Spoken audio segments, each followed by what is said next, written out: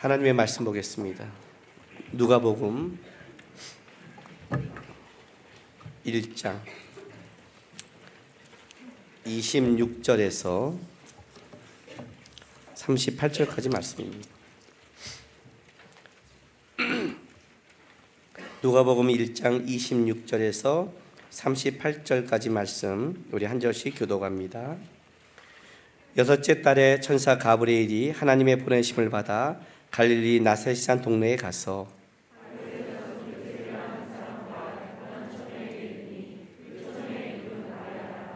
그에게 들어가 이르되 은혜를 받은 자여 평안할지어다 주께서 너와 함께 하시도다 하니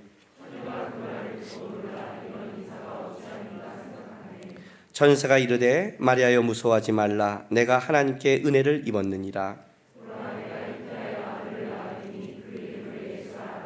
그가 큰 자가 되고 지극히 높으신 이의 아들이라 일컬어질 것이요 주 하나님께서 그 조상 다윗의 왕위를 그에게 주시리니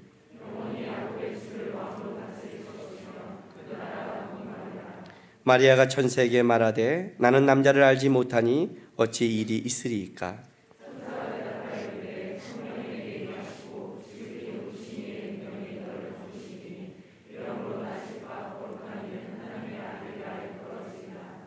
보라 내 친족 엘리사벳도 늙어서 아들을 배었느니라. 보라 임신하지 못한다고 알려진 이가 이미 6달이 되었나니. 같이 있습니다. 마리아가 이르되 주의 여정이 오니 말씀대로 내게 이루어지이다 하며 천사가 떠나가니라. 아멘. 오늘 본문은 가브리엘 천사가 나타나서 그리고 마리아를 만나고 마리아에게 예수님이 이제 예수님의 마리아를 통한 예수님의 출생에 대한 이제 이야기를 하는 장면입니다. 여러분 이제 오늘 우리가 이 본문을 읽으면 여러분 어떤 느낌을 받습니까? 마리아구나 하고 마리아를 쳐다보지 마시고 여러분이 한번 마리아가 한번 돼 보세요. 성경에서 나오는 모든 이야기는 하나님이 그 성경의 이야기를 통해 우리에게 교훈해 주지만 실제 깊게 들어가면 그 이야기 통해 우리에게 똑같은 믿음과 삶을 요구하고 있는 겁니다. 실제로. 여러분 한번 들어가 보세요. 오늘 집에 갔습니다. 그리고 자려고 그러는데 가브리엘 천사가 나타났어요. 일단 눈이 뒤집어지겠죠. 천사를 봤으니까. 왜? 그것도 천사가 아니라 천사짱이잖아요. 장. 그래서 은혜를 받은 자여 평안할지어다. 자, 평안이 올까요? 누구세요? 왜 이러세요? 제가 저에게 뭘 원하세요? 별 생각이 들지 않을까요? 우리가 가끔 천사를 만나고 싶어 하지만 지가 왜 만났는지도 몰라요. 실제로는요. 나타나서 하다가 천사가 벼랑간 너를 통해서 이 땅을 통일시킬 위대한 자를 나게 할 텐데 처녀가 잉태할 것이라는 말을 들으면 여러분은 좀 어떤 반응을 보일까요? 어떤 반응을 보일까요? 진짜로요. 여러분의 인생 속에 이해하지 못한 사건으로 만약에 하나님이 인도한다면 그리고 그 이해하지 못한 사건이 그것이 이 땅의 영광이 아니라 하늘에는 영광이지만 여러분이 이 땅에서는 삶의 수치가 되는 사건이라면 그렇지 않아요? 이거는 설명을 하지 못하잖아요. 우리가 지금 이걸 믿음으로 받아들이지. 여러분 한번 생각해 보세요. 요셉도 고민을 하기 시작했어요. 그 경건한 요셉도 고민을. 이건 말이 안 되잖아요. 하나님의 법칙이 깨진 거 아니에요. 하나님 우리에게 인간의 법칙은 남자와 여자가 함께해서 아이를 주는 건데 이걸 갖고 성령이 나에게 이렇게 했어. 이렇게 말해버리면 여러분 그걸 누가 받아들이겠어요? 제가 신앙생활하면서 가장 목사로서 힘들 때가 언제냐면 성도들에게 이렇게 권면할 때 이렇게 말할 때예요. 저한테 저도 기도해서요 하나님의 뜻이에요 이렇게 받아들이면 같은 하나님을 믿는데 이렇게 다른 뜻이 있을까 하고 진짜 혼란스러울 때가 있어요. 받았다니까 할 말이 없는데 너무 비상식이거든요. 이것도 우리가 생각하면 너무 비상식이잖아요. 여러분 여기서 이 마리아처럼 주의 여정이오니 말씀대로 하옵소서 이렇게 할 수 있을까요? 그게 무슨 뜻인지 생각 없이 하는 사람은 있겠지만 그래 생각 없는 사람은 주님이 나타나지도 않아요. 실제로는요. 이게 가능할까라고 보는 거예요. 이게 가능할까? 마리아는 미쳤나? 마리아는 뭐가 다를까? 저는 성경을 보면서 청년 때 가장 궁금했던 게 이 부분이에요. 아브라함은 어떻게 떠날 수 있었지? 사무엘은 어떻게 버텼지? 다윗은 어떻게 참았지? 바울은 어떻게 그런 가운데 달려갔지? 이들이 우리보다 특별한 존재라면 그래 특별하니까라고 말하지만 만약 특별한 존재가 아니라 하나님께서 우리에게 준 우리가 할 수 있는 우리도 그렇게 요구하는 모델이라면 도대체 이들은 뭐가 다를까? 그러다가 본 게 룻기였어요. 실제로는요. 어떻게 모압 여인이, 어떻게 저주받은 여인이, 어떻게 그런 존재가 어떻게 예수님의 조상이 될 수 있었을까? 하나님이 이 여인을 통해 도대체 본 게 뭘까? 이 여인 속에 있는 그것이 내 안에 있다면 나도 하나님이 내 이 끔찍한 인생 속에 끌어가지 않을까 하는 그 고백 속에 저는 룻을 봤어요. 룻은 저처럼 가진 게 하위 2%, 그러니까 성골과 진골이나 천민 쪽에 가까운 족속이라서 마음이 와 닿았는데 아브라함과 요셉은 좀 모범생 같잖아요. 그쪽은 빨리빨리 있고 훌륭하다고 넘겨버리는데 어쨌든 하나님께서 보면서 도대체 뭐가 다를까? 마리아는 어떻게 이런 고백을 할 수 있을까? 제가 오늘 마리아 고백이라고 오늘 말씀 본문을 정했어요. 어떻게 이 여인은 다를까? 어떻게 다를까? 왜 우리는 다르지 않을까? 생각해 본 적 있으십니까, 여러분? 여러분 교회 나올 때 신앙생활하는 목적이 무엇입니까? 교회 예배를 왜 드리십니까? 왜 말씀을 보고 기도하고 왜 봉사를 하고 선교하며 왜 주님을 닮아가는 싸움을 하십니까? 뭐 때문에 이렇게 열심히 하십니까? 아이들에게 공부를 가르치다 보면 아이들 중에 공부하는 안 하는 아이들 보면 공부할 이유를 찾지 못할 때 안 합니다. 제가 중고등학교 때 그랬습니다. 공부를 한 이유를 못 찾겠는 거예요. 그러니까 그게 못 찾으니까 저에게 있어서는 가장 중요한 거는 그냥 졸업이었습니다. 왜냐하면 졸업장을 따야 된다는 걸 알고 있었어요. 이 사회 속에 어쨌든 졸업장을 따놔야 나중에라도 뭔가를 할 수 있는데 졸업장을 안 따면 안 되기 때문에 저는 졸업장을 따기 위해서 학교를 다녔어요. 그러니 3년이 얼마나 길겠어요. 졸업장을 따는 거니까. 열심히 공부하는 데는 물어보면 왜 하니? 그러면 애들이 그래요. 뭐 대학 가야 되니까, 잘 살아야 되니까, 돈 벌어야 되니까. 어떤 애들은 나도 구체적으로 열심히 해서 예쁜 마누라 얻어갖고 이제 뭐 그런 것들 훌륭해지려고 이런 목적이 있는 거예요. 목적을 잃어버리면 공부할 이유가 없는 거죠. 그렇죠? 근데 신앙생활도 저는 같다고 생각을 해요. 예배를 나오고 말씀 보고 기도하는 것도 신앙의 목적이 분명해야만이 내가 왜 예배를 나와야 되는지, 왜 내가 말씀과 기도에서 싸움을 해야 되는지 이것이 분명한 거예요. 이게 분명하지 않으니까 예배생활이 엉망이고 신앙생활이 엉망이 되는 거예요. 여러분 도대체 왜 나오십니까? 여러분 왜 하나님 주신 인생 속에서 신앙생활을 하고 있습니까? 습관이 됐습니까? 안 오면 이제 심심하십니까? 뭔가 위로가 필요하십니까?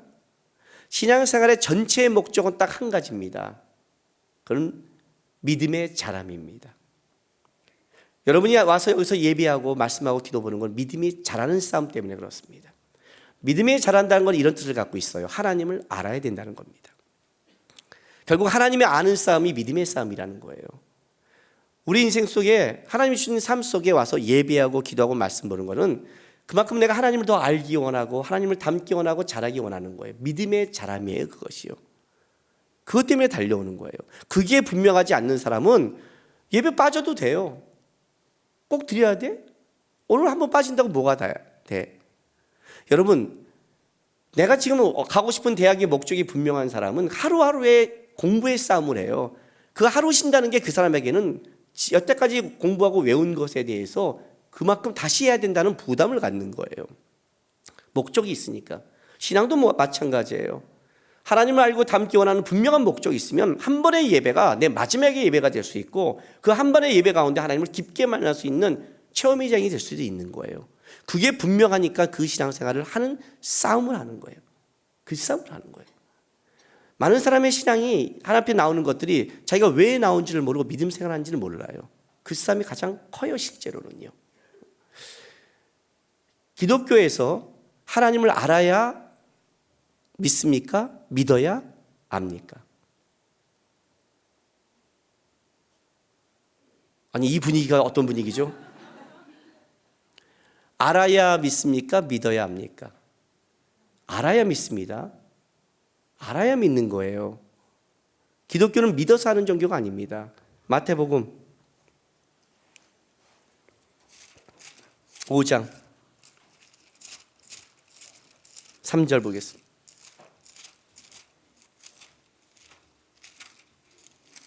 마태복음 5장부터 7장을 산상순이죠. 기독교의 신앙의 정수가 담겨 있다고 합니다.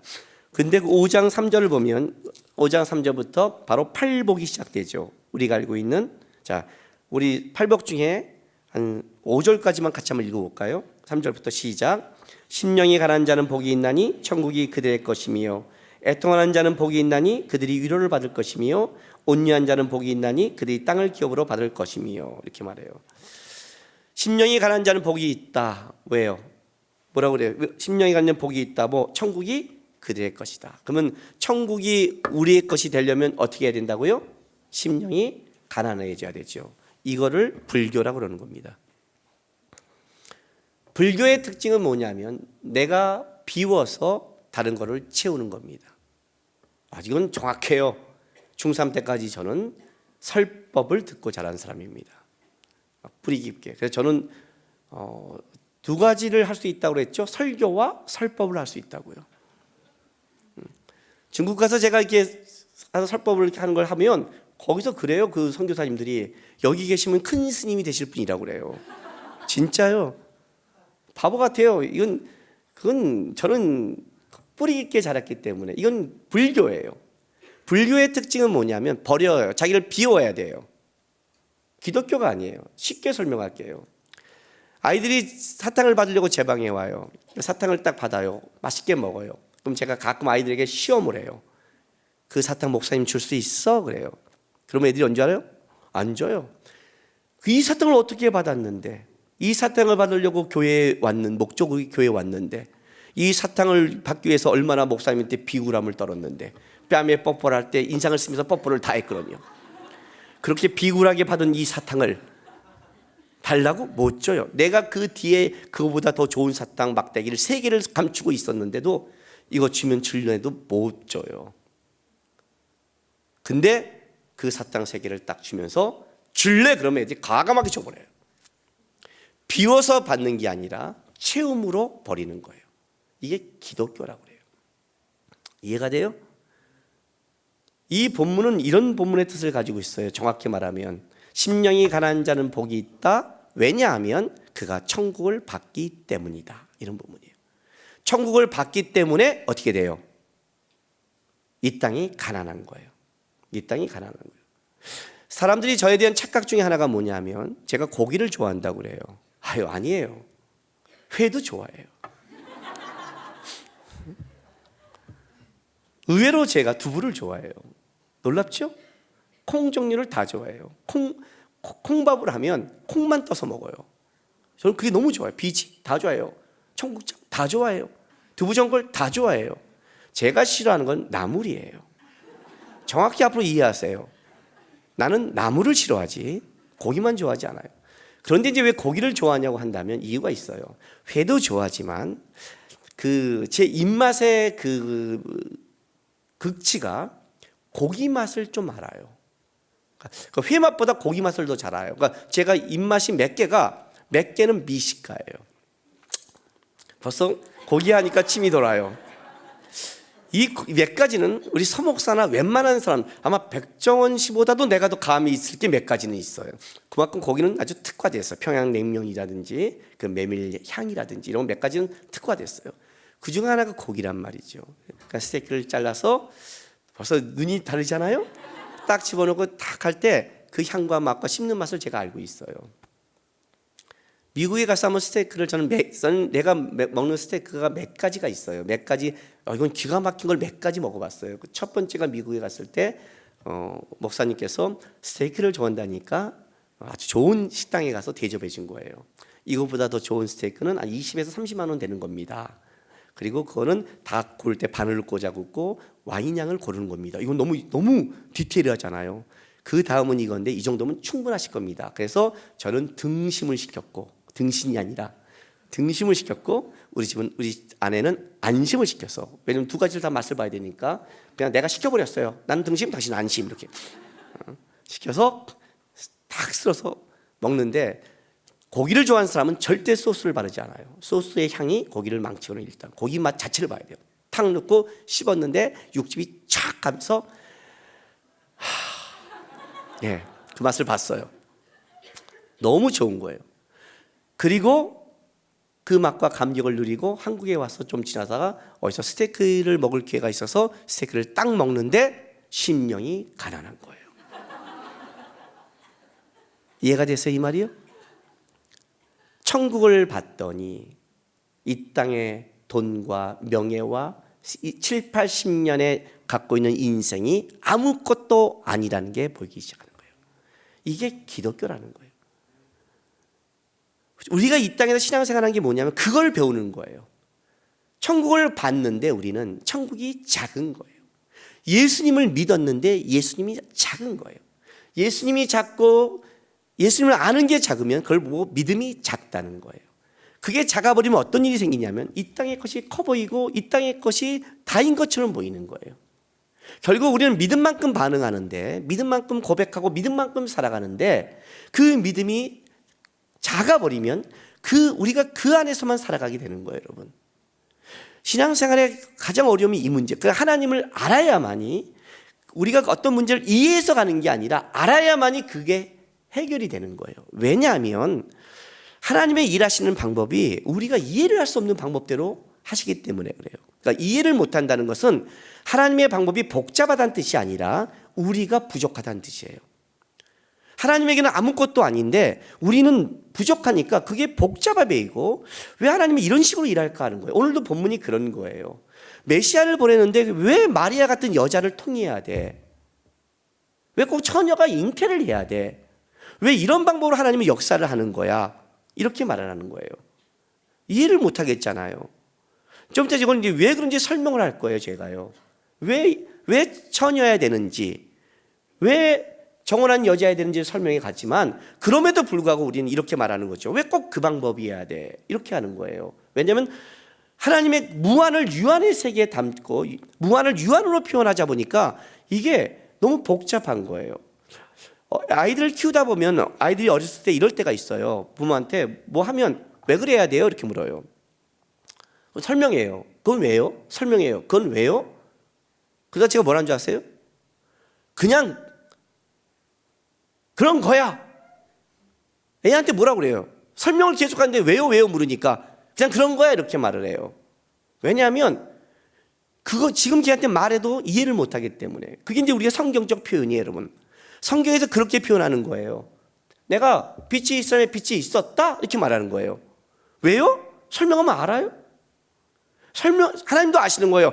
설명해봤자 모르는 거예요. 응답하라 1988에 보면 우리 덕선 양께서 대학을 가겠다고 공부하다가 수학을 풀다가 옆에 있는 전교 1등한테 물어봐요.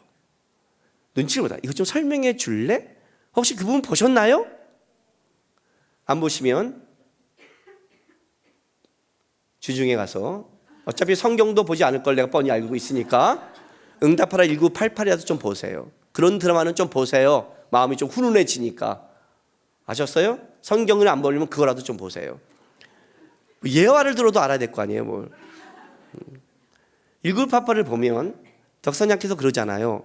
눈치보다 좀 가르쳐 달라고. 얘가 설명을 해요. 물어봐요. 왜? 너 다 한심해 보이죠? 이건 중학교 문제인데 나가다가 A는 몇이야 이렇게 말을 해요. 그럼 몇은 잊어먹었어요. A는 8이라는 것 같으면 잊어먹었어요. 그거는요. 저도 수학에 관심이 없으니까. 근데 덕선양께서 물어요. 그게 왜? 그랬더니 너는 왜 이름이 덕선이니? 그냥 외워.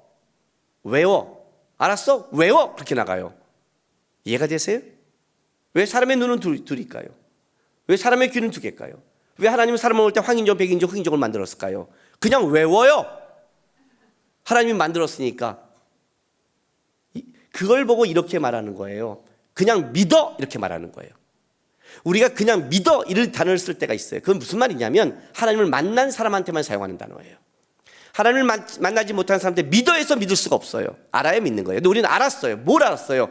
하나님이 살아계신 걸 안 거예요. 근데 그 하나님의 크기는 몰라요. 그러니까 먼저 믿음에 간 사람이 이렇게 말하는 거예요.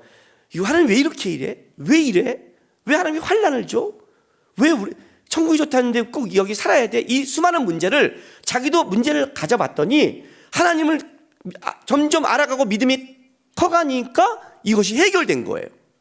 지금은 설명해도 모른다는 거죠. 그러니까 뭐라고 그래요? 그냥 믿어. 그냥 와서 예배 드려. 말씀 봐. 기도해. 그냥 2, 3년 해. 그러면 어떤 일이 벌어져? 그때 가면 알아. 이스라엘 백성들을 하나님께서 애굽에서 출애굽을 시켜요. 10가지 재앙으로 애굽을 박살내게 버렸어요. 홍해를 갈라요. 끄집어내요. 그리고 시내산에 데려와요. 놀라는 거예요. 도대체 이렇게 끄집어낸 우리 하나님은 누구예요? 경험을 했잖아요. 하나님을 경험했어요. 10가지 재앙과 홍해를 가는 걸 경험했잖아요. 누구세요? 하나님은 뭐라고 그래요? 경험한 자에게 하는 말이에요. 나는 태초에 천지를 만든 하나님이다. 내가 빛이 있었다 이렇게 말하는 거예요. 그거는 하나님을 알기 때문에 받아들이는 사건이에요. 하나님을 알기 때문에 10가지 재앙과 홍해를 가는 걸 경험했기 때문에 이런 초자연적인 역사는 하나님이란 그 하나님이란 거를 거기서 경험하는 거지. 그래서 경험에 들어오는 거지. 그들이 하나님에 대해서 데이터와 그걸 찾는 게 아니에요. 그럴 때 이제 그 다음부터 하나님이 말하는 거예요. 믿고 따라와 그래요. 홍해를 갈랐잖아. 10가지 재앙을 했잖아. 믿고 따라와. 더 큰 하나님이야. 이스라엘의 광야길은 바로 하나님을 배워가는 길이에요. 믿음의 여정은 하나님을 알아가는 거예요. 여러분의 신앙의 목적은 딱 한 가지예요. 하나님을 알고 믿음이 자라는 과정이에요. 그 싸움을 실제적으로 하고 있는 거예요. 실제적으로. 이 하나님을 알고 하나님에 대한 믿음에 자라는 싸움을 안 한다면 여러분의 신앙은 틀어지기 시작해요. 예배할 이유도 없고요. 하나님을 아는, 천국 가는 그 정도니까. 그리고 말씀을 안 봐도 되고 기도를 안 해도 되고 내 참아야 될 이유도 없고 내 뜻대로 살아갈 수 있는 거예요. 그 당시는요. 왜? 목적을 잃어버렸으니까. 천국은 갈 수 있는데 내가 왜 봉사해야 되고 내가 왜 이렇게 애써야 되고 왜 내가 참아야 되고 이 모든 것이 실제는 이 과정을 통해서 누구를 알아가는 거예요? 하나님을 알아가는 거예요. 하나님을 알아야만이 하나님의 일하심과 역사하심을 배우는 거예요. 이건 지혜의 문제가 아니라 하나님을 알고 따라가면서 생기는 그 안에 생기는 믿음의 문제예요. 그래서 성경을 기록할 때 하나님께서 놀랍게도 성경을 어떻게 기록하냐면 예수를 아는 것에만 성경을 기록을 한정시켜요. 무슨 말이냐면 우리가 하나님을 알려고 그러면 하나님께서 하나님을 가장 알게 해준 자가 누구냐면 그게 예수님이에요. 예수님이 나를 본 자는 하나님을 봤다고 그러기 때문에 예수님의 이야기를 통해서만이 우리가 하나님을 알게 되는 거예요. 하나님을 알면 어떤 일이 벌어지냐? 어떤 사건이 이해가 되지 않더라도 그게 하나님이 것이니까 따라갈 수 있는 거예요. 그래서 성경을 보면 어떤 때는 논리적이지 않고 어떤 건 다 삭제시켜버리고 간단하게 막 탁탁 넘어가는 거예요. 왜 성경을 이렇게 기록했지? 왜 이렇게 자세히 설명 안 하지? 좀 우리가 이해하면 좋겠는데 설명을 안 해요. 왜요? 이건 이해의 문제가 아니라 예수를 알아야 되는 문제이기 때문에 성경을 그렇게 기록해 가는 거예요. 예수 안 믿는 제 친구들과 만날 때 이럴 때가 있어요. 야, 이게 말이 되냐? 좀 이렇게 자세히 설명하면. 이건 비과학적이잖아 이렇게 말을 해요. 여러분도 그런 말 하죠? 하나님이 좀 자세히 설명하면 빛이 있으라면 빛이 있는 게 아니라 어떻게 빛을 만들죠 설명하면 좀 야, 이 성경을 봐. 이런 착각을 한 번 정도 할 때가 있죠. 잘하면서 성경을. 나는 하나님이 그렇게 안 해줘서 너무 고마워요. 만약 그렇게 성경을 기록했다면 성경은 한 6,000권도 넘을 거예요. 창세기만 한 3,000권 될 거예요. 창조의 목적을 어떻게 다 쓸 거예요? 창조의 비치는 파동과 진동과 어쩌고 입자와 이해는 하세요 근데? 나도 지금 내가 뭔 말을 하는지 모르잖아요. 내 친구한테 제가 그런 말을 했어요. 하나님이 과학적으로 설명해 놓은 게 있어 그랬어요. 진짜? 있어. 없잖아. 있어. 어디에? 국립도서관을 가봐. 거기 하나님이 만든 거에 대해서 인간들이 연구한 게 얼마나 많은지 몰라. 인체에 대한 책도 어마어마하고 천문의 책도 어마어마하고 땅의 책도 어마어마해. 알아? 또 다 그거 읽고 와. 그 정도 읽고 오면 이제 하나님과 좀 얘기가 좀 될 거야. 이해하면. 죽을 때까지 읽다 죽을 거야. 뭐 그러면요. 얼마나 많은지. 여러분 의사가 뭘 알아요? 그죠? 의사가 뭘 알아요? 자기 분야에서 잘 몰라요. 제가 가면 뭐라는 줄 아세요? 스트레스 받아서 그렇대요. 나도 알고 있는 거예요. 그 뭐라는 줄 스트레스 받지 말래요. 더 받아요. 공부하고 좀 약 좀 처방하지 뭘 알아요. 그 우리도 알잖아요. 그래서 기도할 때 이렇게 하잖아요. 속으로 하나님 저 의사에게 맡기지 마세요. 잘못하면 저 죽어요. 하나님이 의사에게 보여주고 의사의 손을 잡아서 해주세요. 이렇게 기도하잖아요. 그렇게 공부해도 모르는 거예요, 우리 인생이. 그러니까 하나님이 설명을 안 해요. 안 하고 그런 건 탁탁 넘어가는 거예요. 빛이 있으면 빛이 있었다. 궁창이 있었다. 만들었다. 창조했다. 이랬다. 이거는 넘어가라. 이걸로 이해해서 하는 게 아니다. 그리고 누굴 얘기하는 거예요? 예수 얘기를 하는 거예요. 하나님 얘기를 하는 거예요. 하나님을 만나라. 예수를 봐라. 그럼 뭐가 보이냐? 그분의 능력과 하나님을 발견하는 순간 이분이 할 수 있겠구나를 그때 고백하게 될 것이다.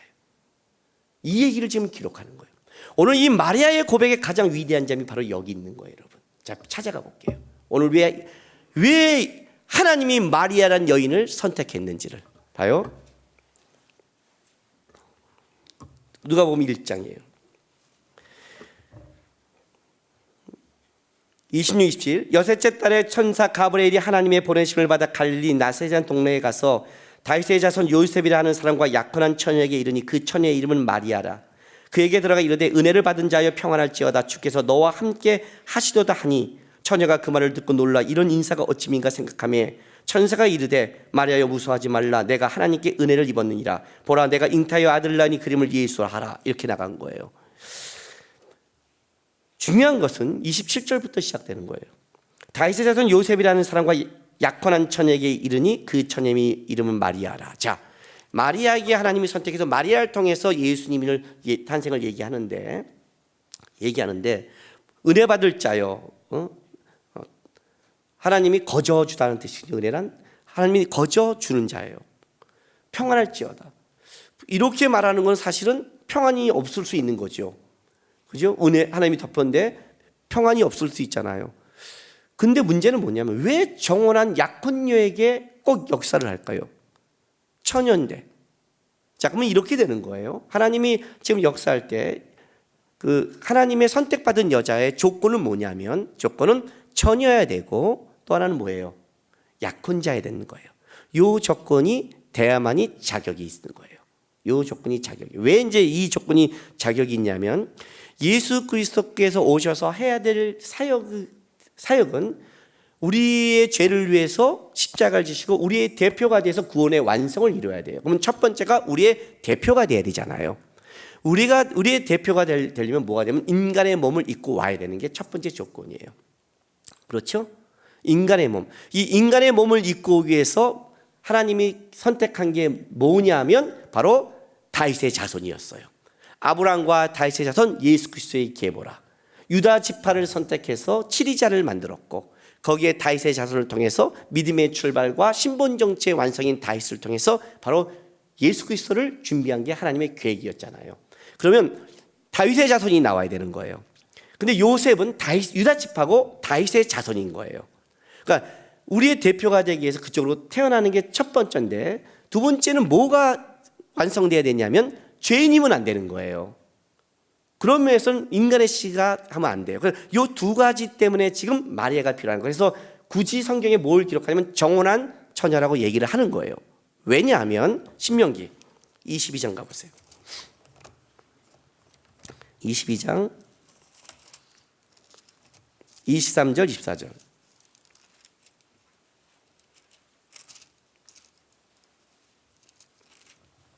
신명기 22장 23절 24절 찾았어요? 자,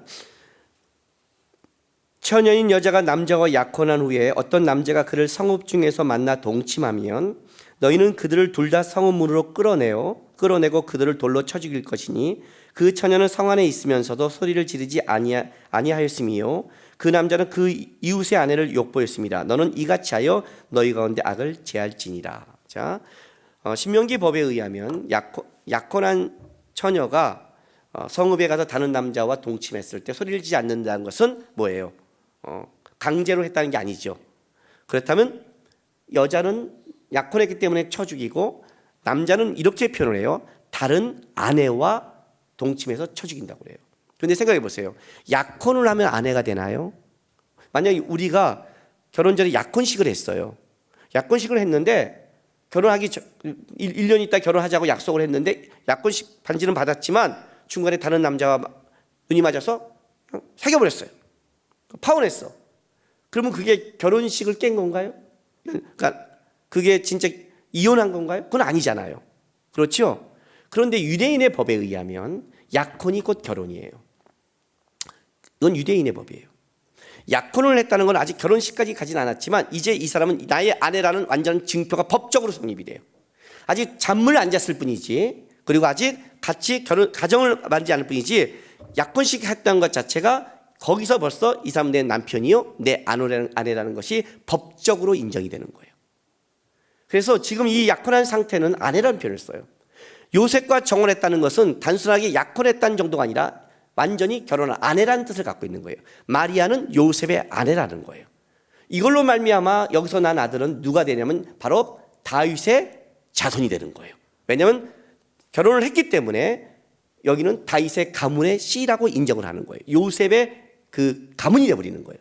이걸로 일단 성립시키는 거예요. 왜냐하면 바로 예수님 우리의 대표가 된다고 그랬잖아요. 이제 많은 사람들이 여기서 이제 이 문제가 좀 어려운 문제인데, 왜 꼭 예수가 그렇게 와서 우리의 대표가 되느냐 이렇게 말을 해요. 그 가장 큰 이유는 뭐냐면 첫 번째 아담이 모든 인간의 대표를 줬어요, 하나님이요. 자, 이걸 좀 여러분이 대표성을 좀 이해하셔야 돼요. 예수님께서 그 두 번째 아담으로 오신 게 뭐냐면 첫 번째 아담이 대표성을 가졌다가 이 대표성을 박탈이 되는 거예요. 이 박탈이 되면서 죄인이 되어버리니까 죄인 중에서는 다시 두 번째 대표를 줄 수가 없는 상황이 되어버렸어요. 대표는 대표만이 되는 거예요. 자, 내가 좀 쉽게 설명을 해드릴게요. 멕시코와 그 미국에 있는 그 해안가에 그 경계를 정하는데, 여태까지는 이쪽이 멕시코의 경계였어요. 해안 경계가. 근데 멕시코 대사가 미국 대사를 만나서 이제 언제부터는 여기가 멕시코가 아니라 미국 거다라고 정했어요. 근데 그 기간이 지났어요. 그런데 멕시코 거니까 그 전까지는 멕시코 사람이 거기 가서 날마다 고기를 잡고 그 부모님부터 고기를 잡고 먹고 살았죠. 근데 이제 딱 그 기간이 된 후부터는 여기는 누구 바다예요? 미국 바다죠. 이 사람이 가니까 잡아간 거예요. 잡아갔어요. 왜 날 잡아갑니까? 당신이 미국 땅에 미국 바닷가를 범했다. 무슨 소리 하는 거예요? 우리 할아버지 때부터, 우리 아버지 때부터 내가 얼마 전까지 고기를 잡았는데 이게 말이 돼요? 얼마 전에 멕시코 대사, 미국 대사가 이렇게 도장을 찍고 이걸 결정했다. 뭔 소리 하는 거예요? 난 몰랐어요. 그런데 왜 내 허락 없이 그걸 해요? 그런다면 그게 성립이 돼요, 안 돼요? 안 되죠. 이게 대표성이라는 거예요. 이게 대표성이에요. 만약에 이거를 바꾸려면 다시 멕시코 대사가, 대표를 가진 자가 가서 만나서 결정해야 되는 거지, 그렇지 않고는 이건 결정이 안 되는 거예요. 결정이 안 되는 거예요. 내가 알았다 몰랐다의 문제가 아니에요. 우리 집에 대표권은 아빠가 있는 거예요. 아버지가 인감도장을 다 가지고 있어요. 아버지가 인감도장을 딱 찍어서 집을 넘긴다고 그랬어요. 어느 날 들어갔더니 내 방이 사라졌어요. 아니, 어떻게 내 방을 뺏어가요? 이럴 수 없습니다. 아니요. 대표자가 찍었을 때는 어떻게 돼요? 그건 넘어가는 거예요. 아담이 대표자예요. 근데 그 아담이 죄를 지음으로 말미암아 대표권을 상실한 거예요. 뺏겼어요. 그럼 이 집을 되찾으려면 그만큼 권리가 있는 사람이 되찾아야 되잖아요. 그렇잖아요. 돈이니까 실력 있는 사람이 되찾아야 되잖아요. 그런데 모든 사람이 죄인이 되니까 안 되는 거예요. 그러니까 이 죄의 고리를 끊어야 되는 문제가 생겼어요. 그래서 남자와 여자와의 사이가 아닌 누구냐면 남자의 씨가 아닌 성령의 은혜로 말미암아 태어나는 씨가 그래서 필요하게 되는 거예요. 이게 이 두 번째 대표가 와야만이 우리의 것을 감당하기 때문에. 그래서 보세요. 창세기 4장.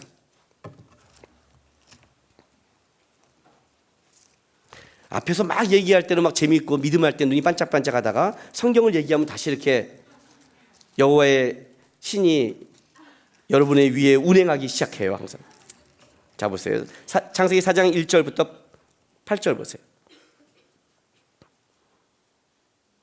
아담이 그의 아내 하와와 동침하며 하와가 임시하여 카인을 낳고 이르되 내가 여호와로 말미암아 등남하였다 하니라. 그가 또 카인의 아우 아벨을 낳았는데 아벨은 양치는 자였고 카인은 농사하는 자였더라. 세월이 지난 후에 카인은 땅의 소산으로 제물을 삼아 여호와께 드렸고 아벨은 자기도 양의 첫 새끼와 그 기름으로 드렸더니 여호와께서 아벨과 그의 제물을 받으셨으나 카인과 그의 제물은 받지 아니하신지라. 카인이 몹시 분하여 안색이 변하니 여호와께서 카인에게 이르시되 내가 분하여 함은 어찌됨이며 안색이 변함은 어찌됨이냐. 내가 선을 행하면 어찌 낯을 들지 못하겠느냐. 선을 행하지 아니하면 죄가 문에 엎드려 있느니라. 죄가 너를 원하는 너는 죄를 다스릴지니라. 카인이 그의 아우 아벨에게 말하고 그들이 들에 있을 때에 카인이 그의 아우 아벨을 쳐 죽이니라. 여호와께서 카인에게 이르시되 내 아우 아벨이 어디 있느냐. 그가 이르되 내가 알지 못하나이다. 내가 내 아우를 지키는 자이니까. 창세기 4장의 얘기의 가장 큰 중요한 건 뭐냐면 아담과 하와가 아담이 선악과를 먹은 그 이후에 난 첫 번째 자식이 카인입니다. 아담과 하와가 맨 처음 난 자가 카인이 아닙니다, 여러분. 아담과 하와가 생육하고 번창하라는 하나님의 명령에 따라 죄를 짓기 전에 많은 자손을 낳게 했습니다. 많은 자손이 낳는데 이제 선악과를 먹고 죄를 짓고 나서 애를 딱 낳는데 그 애의 특성이 누구냐면 카인이에요. 놀랍게도 자랐는데 일단 예배가 하나님의 관계가 온전하지 못한 거예요. 그리고 더 중요한 건 뭐냐면 선을 행하지 못하는 거예요. 하나님이 명령해요. 너는 죄가 너를 원하나 죄를 다스릴지라. 근데 죄를 못 다스려요. 죄인으로 태어났다는 뜻이에요. 이때부터는 죄인이 태어난 거예요. 이 이후로부터 모든 자녀들은 다 죄인이 되어버리는 거예요. 아담과의 대표성이 무너지고 나자 모든가 죄인이 되는 거예요. 만약 남자와 여자의 씨로 낳았다면 그런 죄인이에요. 자, 우리가 이런 말을 하잖아요. 아니, 그러면 먼저 태어난 사람이 왜 죄를 안 짓고 있다가 옆에 있다가 왜 죄인이에요? 이렇게 말하는데 대표성 아직도 이해를 못하는 거예요. 이걸 제가 더 쉽게 설명할게요. 아담과 하와에게 뭘 맡겼냐면 핵폭탄을 맡긴 거예요. 너 이거 건들면 죽어. 건들지 마. 수많은 사람이 있는 거예요. 근데 아담이 눌러버렸어요. 눌렀더니 어떤 일이 벌어져요? 핵이 터져서 방사능이 다 오염돼 버린 거예요. 그게 죄라는 거예요. 대표자가 눌렀더니 없던 자가 살더라도 방사능이 오염돼 버렸어요. 그래서 모두가 죄인이란 뜻이에요. 그러고 나서 모두 사람이 애를 낳았더니 방사능에 오염돼서 기형아가 나오기 시작했다는 거예요. 그게 죄인이란 뜻이에요. 알아요? 우리 같은 기형아들이 이런 기형아가 나온 거예요. 다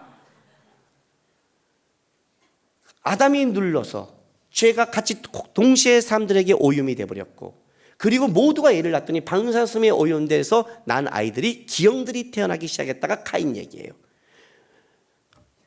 깨끗하고 싶은데 다스리고 싶은데 못 다스려요. 이것이 얼마나 강한지 쳐 죽이는 거예요. 이 시대가 열려버린 거예요. 창세기 5장 보세요. 창세기 5장 3절부터 제가 8절까지 읽어드릴게요. 아담은 130세에 자기의 모양 곧 자기 형상과 같은 아들을 낳아 이름을 셋이라 하였고, 아담은 셋을 낳은 후 800년을 지내며 자녀들을 낳았으며 그는 930세를 살고 죽었더라. 셋은 105세에 에노스를 낳았고 에노스를 낳은 후 807년을 지내며 자녀들을 낳았으며 그는 912세를 살고 죽었더라. 이 창세기 5장은 계속해서 뭐가 나오냐면 살고 낳고 죽었더라. 낳고 살고 죽었더라. 낳고 살고 죽었더라요. 이게 반복되는 거예요. 세세씩은요 은혜 받은 시예요. 그런데 결론이 뭐예요? 1000년 가까이 살아도 어떻게 돼요? 죽음을 극복하지 못하더라요. 방사능에 오염됐는데 오염물을 빼내지 못하더라. 결국 죽더라. 인간의 운명이다 이렇게 버린 거예요. 인간의 운명이다.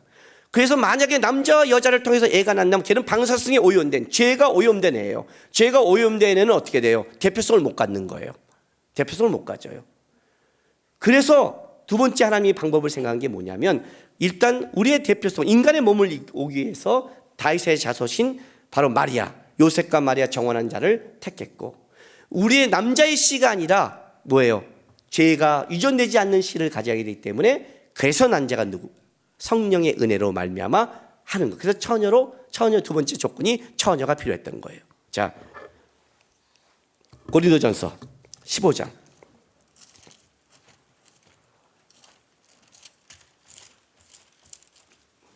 22절 보세요.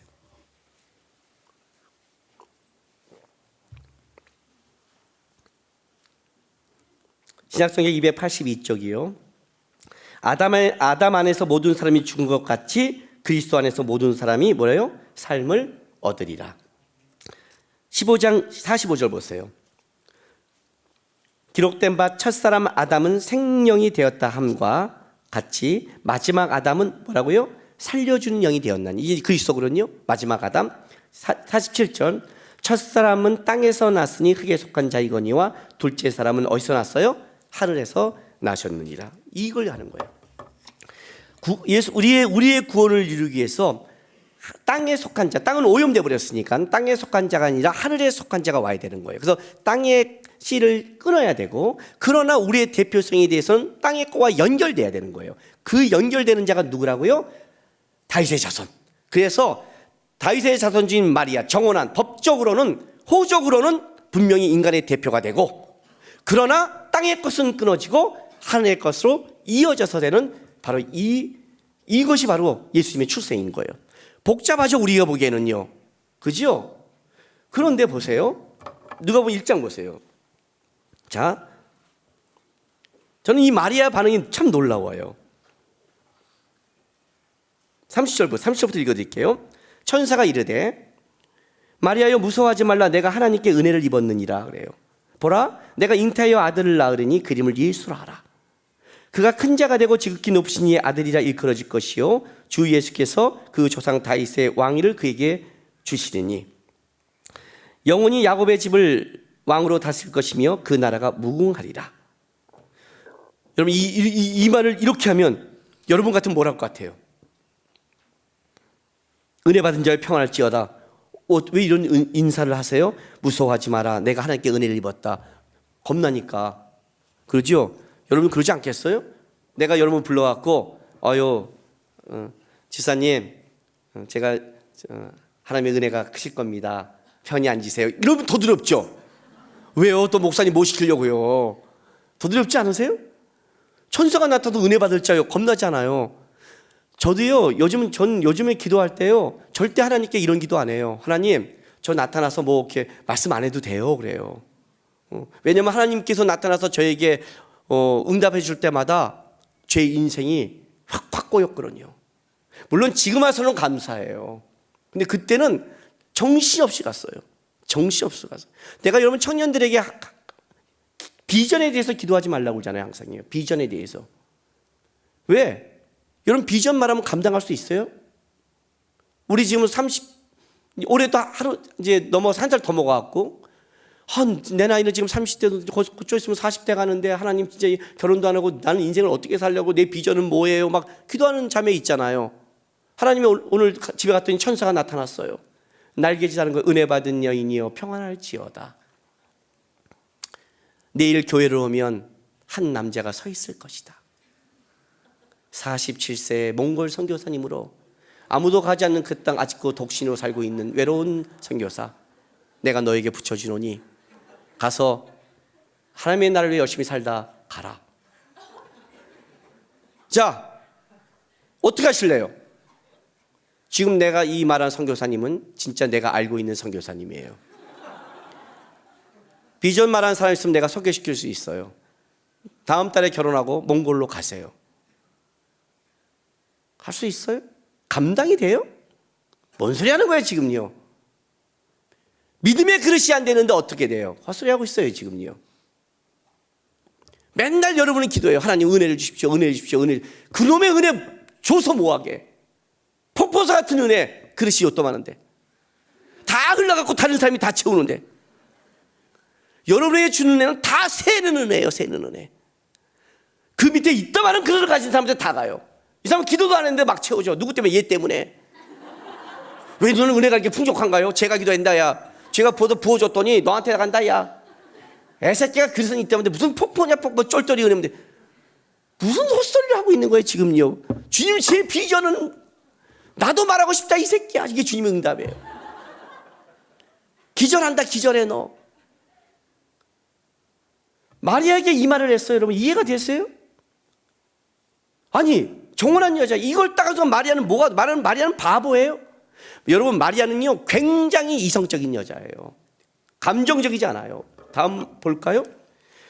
보통 보라 내가 잉태하여 아들을 낳으니 이렇게 말하면요, 결혼했는데 천사가 이건 당장 돌 맞아 신명기면 돌에 맞아 죽는 거잖아요. 쫓겨나고 난리 나잖아요. 근데 그 생각을 안 하고 탁 물어요. 34절. 나는 남자를 알지 못하니 어찌 이 일이 있으리까. 와, 어떻게 이렇게 담담할 수 있어요? 남의 거 얘기하는 것 같이. 안 돼요 뭐 이래야 되는데, 나는 아직 남자를 못하니 어떻게 이런 일이 있죠? 대단하지 않아요 이 여자요? 이 여자가 이 여인? 대단하지 않아요? 진짜 이성적인 사람이에요. 깨어있는 사람이에요. 담담하게 해요. 그랬더니 이렇게 얘기해요. 천사가 대답해 이르되 성령이 내게 임하시고. 자, 완전한 오순절 성령 강림은 언제 임해요? 아직 한참 멀었어요. 사도행전 2장이니까 몇 장이 넘어가야 돼요. 누가복음 몇 장 넘어가고 요한복음까지 넘어가야 사도행전이 나오는 거 아시죠? 한참 남았어요. 그런데 성령이 내게 임하시고 지극히 높으신 이의 능력이 너를 덮으시리니 이름으로 나실 바 거룩한 이는 하나님의 아들이라 일컬어지리라. 이렇게 말하는 거예요. 아니 이러면 이해가 돼요? 지극히 크신 능력이 너를 덮으면 된다. 성령이 내가 임한다. 능력이 덮으면 된다. 아니 내가 남자를 못하는데 어떻게 해야 돼요? 지극히 크신 능력이 너를 덮으면 된다. 아, 이게 이럴 문제예요? 그렇죠? 그리고 이제 이런 말을 해요. 하나 더. 보라, 내 친족 엘리사벳도 늙어서 아들을 배웠느니라. 본래 임신하지 못한다고 알려진 이가 이미 6달이 되었나니. 자, 엘리사벳의 잉태도 실제로 뭐예요? 이건 마리아를 위한 준비죠. 그러니까 세례 요한은 뱃속부터 사실은 예수님의 길을 예비한 자예요.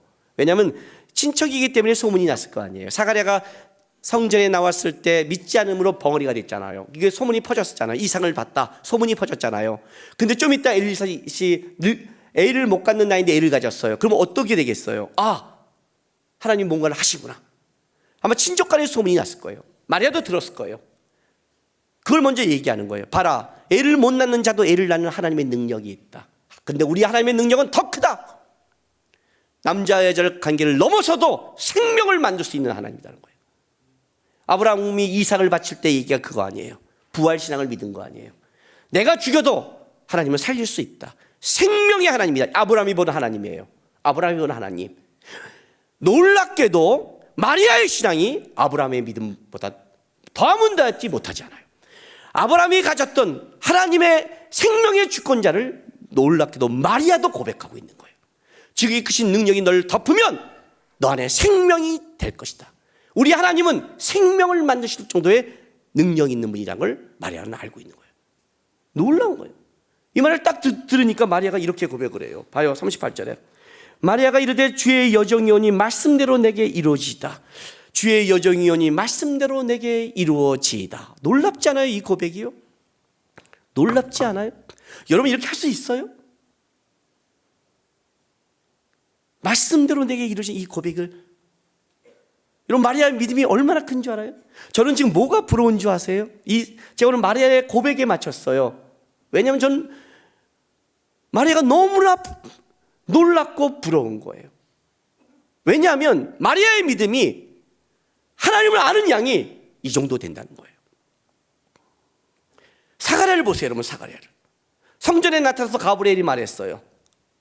세례 요한을 줄 거라고, 아이를 낳을 거라고. 그가 메시아보다 앞선 자가 돼서 그 얘기를 평탄케 하라고 얘기해 줬어요. 사가랴가 뭐라고 그래요? 안 믿었어요. 우리가 어떻게 노년인데, 우리는 아직 애를 못 낳는 나이인데 어떻게 갖겠습니까? 사가랴의 믿음은 아브라함의 인생길에 어디에 있었냐면 바로 이삭을 주기 전이에요. 똑같아요. 여기 나지 못한 그게 뭐냐면 이게 바로 노년이 누구냐면 아브라함과 사라였어요. 그때 천사가 나와서 얘기했을 때 뭐라고 그래요?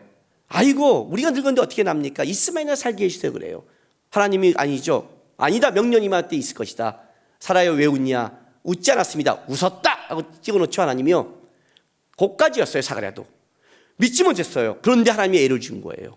그런데 마리아의 믿음은 놀랍게도 아브라함이 이삭을 바칠 정도의 믿음으로 자라있는 거예요. 사가랴보다 더한 거죠. 제사장보다 더한 거예요.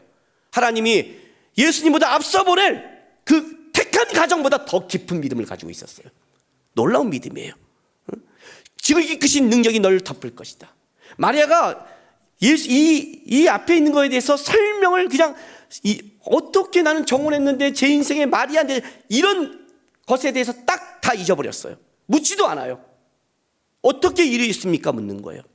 하나님의 능력이 덮으면 가능할 것이라는 거예요. 그가 어떻게 이것이 이루어질지 모르지만 그는 하나님에 대한 믿음의 양이 이만큼 있는 거예요. 그리스도의 양이 임한 거예요. 저는 이 믿음이 놀라운 거예요. 하나님이 택할 만한 여인이라는 생각이 드는 거예요. 택할 만한 400년 동안 선지자가 끊겨서 하나님의 말씀이 끊긴 시대를 살아가는 거예요. 400년 동안 로마의 식민지로 말미암아 피폐할 만큼 피폐한 시대에 어떻게 이런 믿음을 하나님 앞에 가질 수 있었을까요? 어떻게 이런 믿음을, 어떻게 하나님을 이만큼 알까요? 이만큼 하나님을 아는 양이 있기 때문에 하나님이 그를 사용할 수 있고 그를 통해 하나님의 일을 할 수가 있는 거예요. 여러분, 이게 난 이 고백이 너무 부럽고 놀라운 거예요. 우리가 믿음이 없으면 일어나는 모든 사건이 다 뭐예요? 다 자기를 근거로 하는 변명이잖아요. 자기를 근거로 다 변명하잖아요. 어떻게 하나님이 이런 일이 어떻게 이렇게 해요? 이건 말도 안 되는 거야. 하나님, 우리는 다 우리가 이해하려고 하잖아요. 내가 이해하지 못한 것을 하나님이 끌어가면 뭐라고 그래요? 억울하다 그러고 원망스럽고 말도 안 된다고 내가 얘기하잖아요. 신앙의 길은 가보면 돌아보면 하나님이 알게끔 만들거든요. 절대 우리의 인생길에 그걸 알 수 없게 만들거든요. 우리는 다 그걸 얘기해요. 마리아는 아주 깔끔한 거예요. 묻질 않아요. 처녀인데요. 나는 결혼했는데요. 그럼 돌에 맞아 죽을 수도 있는데요. 자기 한계를 다 뛰어넘었어요. 왜요? 하나님을 알고 있기 때문에. 하나님을 알고 있기 때문에. 출애굽기 40장 가면 하나님이 성막을 만들고 지극히 큰 영광이 덮었을 때 그 성막이 거룩해져요. 이스라엘 백성 가운데서. 성막은 굉장히 작은 거예요. 100m, 50m밖에 안 되고 성소는 10m, 5m고 지성소는 5m, 5m예요. 제 방보다 작아요. 왜 성소가 작냐면 이방인들은 성소의 크기 갖고 자랑하지만 하나님의 영광을 이 땅에 아무것도 담을 데가 없는 거예요. 하나님의 영광이 임하면 그 작은 것도 거룩해지는 거예요. 하나님의 영광이 마리아를 덮으면, 성령의 능력이 마리아를 덮으면 거기에 하나님의 놀라운 일이 생겨나는 거예요. 마리아는 이 하나님을 알고 있는 거예요. 이 하나님을. 이 놀라운 고백을 해요. 주의 종인데 말씀대로 이루어지이다. 기가 막힌 거예요. 도대체 마리아가 아는 하나님의 양이 얼마일까 도대체. 가브리엘을 보내서 이 얘기를 할 만한, 모든 자가 죄로 무너져 있을 때, 모든 자가 소망이 없다고 할 때 하나님이 마리아를 통해서 일할 만한 놀라운 믿음을 가진 여인이라는 거예요. 이해가 되세요? 하루하루 주님 앞에 닮아갈 때 여러분이 싸워야 될 게 바로 이 문제를 싸워가는 거예요. 여러분, 믿음의 길은 두려운 거예요. 믿음의 역사라는 건 뭐냐면 여러분이 생각하지 못하고 경험하지 못한 세계로 끌어가는 거예요. 여러분이 이해할 수 없는 길이에요. 어떤 때는 처녀가 잉태하는 그런 방법도 하나님은 사용하세요. 여러분이 이해하지 못한 길로 끌어갈 때도 있어요. 우리가 그 길을 가는 것은 우리 인생길을 이끌어가는 하나님이라는 분을 알기 때문에 가는 거지. 알기 때문에 그 하나님을 아는 양과 크기만큼 가는 거예요. 항상 하나님의 믿음의 길을 우리에게 얘기할 때는 무섭고 두려운 거예요. 왜? 경험해보지 않았으니까. 은혜 받은 자여 평안할지어다. 무서워하지 말라. 주님도 이렇게 얘기해요. 무서워하지 말라. 가보지 않은 길이니까. 그런데 왜 무서워하지 않게 갈 수 있냐면 내가 가는 게 아니라 주님이 지극히 크신 능력이 덮고 끌어가는 길을 알기 때문에 같이 갈 수 있는 거예요. 그게 하나님을 아는 믿음이라는 거예요. 이 믿음이 자라야 된단 말이에요. 이 믿음을. 교회 와서 예배하며 말씀하며 기도하는 것이 다른 게 아니라 하나님을 아는 양이 자라야 돼요. 이것이 여러분의 기도가 돼야 돼요. 그래서 버티는 거예요. 십자가의 은혜로 구원한 나를 하나님이 끌어갈 것이다. 내 능력으로 사는 게 아니라 지극히 크신 능력으로 이끌어갈 것이다. 이해하지 못한 길에서 하나님은 만드실 것이다. 내가 만난 하나님은, 내가 아는 하나님은 능히 끌어갈 수 있는 분이다. 두렵고 떨리지만 그 길을 버티고 가는 이유가 하나님이 인생길의 주인인 걸 아는 거예요. 그걸 답은 지나고 나면 마리아같이 믿음이 자라고 도저히 이해하지 못한 인생을 만나도 마리아처럼 그때는 이렇게 고백할 수 있는 거예요. 주의 여정인데 말씀대로 하십시오. 나는 여러분의 성도의 믿음이 이만큼 자랐으면 좋겠어요. 이해하지 못한 인생길을 만났을 때 찡얼찡얼대고 징징대고 불평하고 까부는 신앙이 아니라 내가 만난 하나님은 능히 인도할 걸 알기 때문에 주님, 두렵고 무섭지만 말씀 앞에 있겠습니다. 주의 뜻대로 이루어집시오. 마리아 같은 고백이 여러분의 인생에 나오기를 주님의 이름으로 부탁합니다. 기도하겠습니다.